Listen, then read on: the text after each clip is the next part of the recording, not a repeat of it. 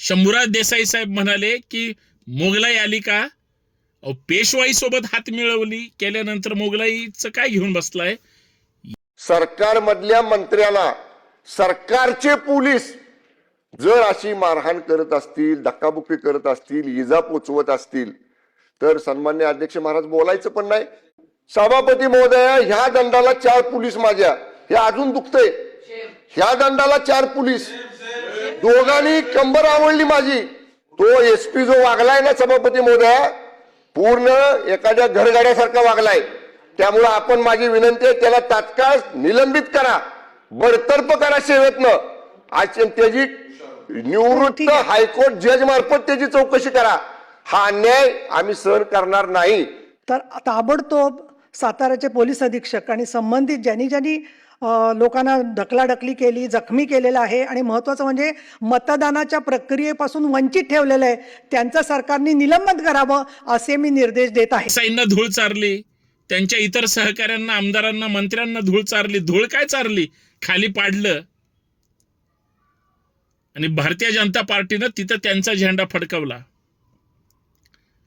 लक्षात ठेवा, ही शिंदे गटासाठी उतरती काळ आहे असं म्हणलं तर वावगं ठरणार नाही.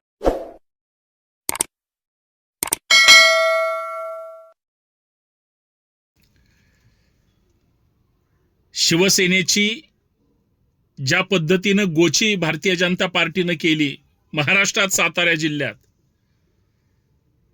शिंदे गटाचे 2 जिल्हा परिषद सदस्य पळवले भारतीय जनता पार्टीनं.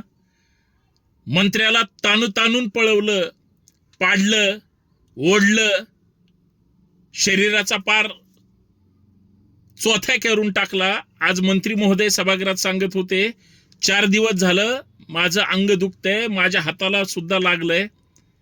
या महाराष्ट्रात मोगलाई आली की काय? मोगलाई आल्यासारखं पोलीस प्रशासन, सरकार वागतंय. आणि हे कोण म्हणतंय?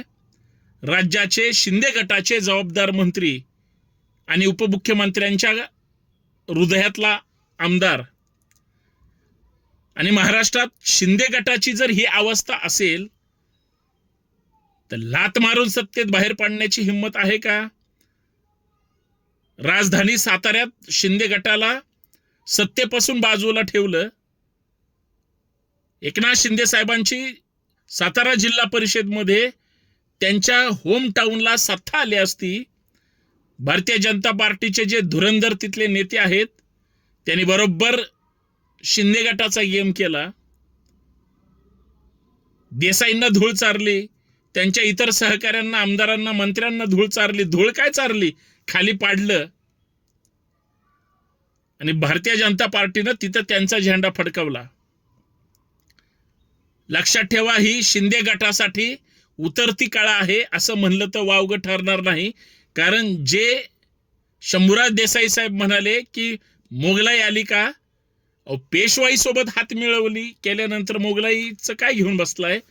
याचं सुद्धा वास्तव त्या ठिकाणी समजून घेतलं पाहिजे. आणि याच प्रमुख मुद्द्यावर चर्चा करणार आहे. सर्वांना जय जिजाऊ, जय शिवराय, जय महाराष्ट्र, जय संविधान. हा देश भारतीय राज्यघटनेनुसार चालतो, कायद्यानुसार निवडणुका झाल्या. ज्या निवडून आलेल्या नवनिर्वाचित जिल्हा परिषद सदस्यांना मतदानाचा हक्क ज्यावेळेस जिल्हा परिषद अध्यक्ष पदासाठी होता, महाराष्ट्रात अशी घटना घडली की त्या मतदारांना मतदानापासून वंचित ठेवलं कोणी? पोलिसांनी. अडवलं कुणाला? पोलिसांनी, मंत्री महोदयांना. प्लॅनिंग कोणी केली? भारतीय जनता पार्टीने. ज्या मंत्र्याला अडवलं, ज्या मंत्र्याला खाली पाडलं, ज्या मंत्र्याला जनावरासारखं ओढलं, ते सत्तेत आहेत की नाही? हो. विजय कुणाचा झाला? भारतीय जनता पार्टीचा. पण विजय होणार कोणाचा होता? शिंदे गटाचा. प्लॅनिंग कुणाचं होतं? शंभूराज देसाईचं. पण पोलिसांना हाताशी धरून भारतीय जनता पार्टीनं ज्या पद्धतीचा शिंदे गटाचा गेम केला, पराभव पत्करावा लागला शिंदे गटाला, तो प्रचंड जिवारी लागला.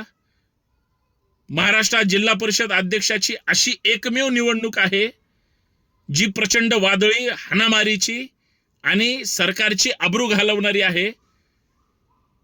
मला आज असं वाटत होतं की तावातावात शिंदे गटाचे आमदार विधिमंडळाच्या बाहेर ज्या पद्धतीचे घोषणाबाजी करतायत, साताऱ्यात घडलेल्या मारहाणीबद्दल, पोलिसांच्या गैरवर्तनाबद्दल निषेध करतायत, सरकारमधून बाहेर पडतात की काय. पण काय सांगायचं, मुख्यमंत्र्यांचे शेजारीच उपमुख्यमंत्री दिवसभर बसून होते. विधान परिषदेच्या 7 सदस्यांना निरोप द्यायला सुद्धा यांच्याकडे वेळ नव्हता. कारण ह्यांच्यात जी धुसफूस सुरू होती, मला वाटलं शिंदे साहेब आता तडकाफडकी राजीनामा देतील, कारण राजधानी सातारा आपल्याकडे आली नाही ही सल त्यांच्या मनात प्रचंड आहे. पण असं होईल का हो? सत्तेसाठी काहीही करण्याची ज्यांची तयारी होती, म्हणून ज्यांनी 40 आमदार घेऊन गुवाहाटीचा प्रवास केला, उभा महाराष्ट्र आणि ठाकरे सेना ज्यांना 50 खोके एकदम ओके म्हणून चिडवायची, काय काय अजून आभूषणं त्यांना द्यायची, ते सगळे ज्यावेळेस परत सत्तेमध्ये आले, आज एका स्थानिक स्वराज्य संस्थेच्या, एका जिल्हा परिषदच्या अध्यक्षपदाच्या निवडणुकीत मोगलाई शब्द वापरला गेला. हाच सत्ताधाऱ्यांचा पराभव आहे, लक्षात ठेवा. कारण कायदा सुव्यवस्था सरकारमधले आणि खास करून ज्यांच्याकडे गृह विभाग आहे आणि जे कशा पद्धतीनं पदाचा गैरवापर करू शकतात, महाराष्ट्रात सध्या एकच माणूस सांगू शकतो, ते म्हणजे शंभूराज देसाई साहेब, जे मंत्री आहेत. मंत्र्याला सुद्धा काय प्रोटोकॉल, काय रुबाब असतो, पण त्याच मंत्र्याला हातमोडेपर्यंत पोलिसांनी त्रास दिला, छळलं, हे त्यांच्याच तोंडातून तुम्ही ऐकलंय, हे मी सांगायची गरज नाही.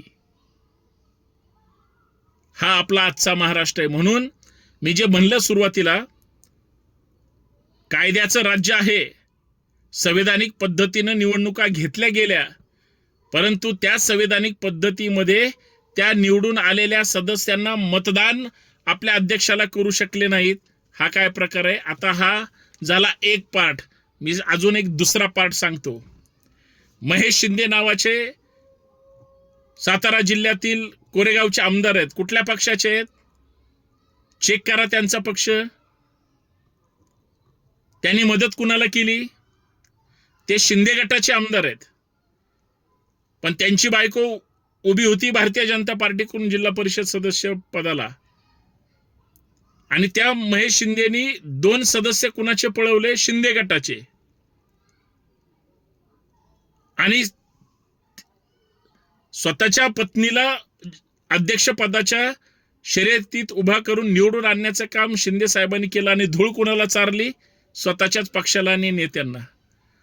वारे सरकार तेरा खेल, सत्ता चाहे तो तुम खाओ भेल, अशी परिस्थिती निर्माण झाली. म्हणजे स्वतःच्याच आमदारांनी स्वतःला फसवणं आणि सहकारी पक्षाच्या विरोधात, पोलिसांच्या विरोधात विधिमंडळाच्या पायऱ्यावर शिंदे गटाला निषेध करणं, म्हणजे कोणाच्याच बुद्धीला कुठल्याच मार्गाने काहीच शोभणारी गोष्ट नाही. हे महाराष्ट्रात घडलंय. सत्तेसाठी हे काहीही करू शकतात हे सिद्धही झालं, आणि सत्तेसाठी कुठल्या थराला गेले हे उभ्या महाराष्ट्राने पाहिलं सुद्धा. शिंदे साहेब आणि त्यांचे सगळे आमदार आणि मंत्री महोदय, जर तुमची सरकारमध्ये भारतीय जनता पार्टीकडून ही अवस्था असेल, अशा पद्धतीनं तुम्हाला वागणूक असेल, तर सत्तेमधून बाहेर पडण्याची हिंमत आहे का? नाही. तुमच्यावर मोदी साहेबांचे उपकार आहेत, तुमच्यावर फडणवीस साहेबांचे उपकार आहेत, आणि सत्तेशिवाय तुम्ही पण आता जगू शकणार नाही. कारण सत्तेचं ग्लॅमर आणि पदाची किंमत सत्तेमध्ये असणाऱ्या लोकांना नक्की माहिती आहे. एक वेळ मनात म्हणतील किंवा जाहीर सुद्धा सांगते, एक नाही जिल्हा परिषद आपल्या ताब्यात आली, काय बिघडलं? पण आपला जो राजकीय संसार आहे तो अचानक कशाला मोडायचा? आणि यासाठी जर तडजोड केली असेल तर महाराष्ट्राची दिशाभूल केली जाते का? आणि शिंदे साहेबांना भाजपनं कोंडीत पकडलंय का? या सगळ्याची उत्तरं महाराष्ट्र विचारतोय. महाराष्ट्राला कोण देणार? शिंदे साहेब देणार, फडणवीस साहेब देणार, की मतदारच सरकारला उत्तर देणार? हा उद्याचा काळ ठरवेल. पण जे चाललंय ते विचित्र राजकारण चाललंय, पण ते सत्तेसाठी चाललंय हे फक्त विसरायची गरज नाही. जय शिवराय. खरं आहे की नाही?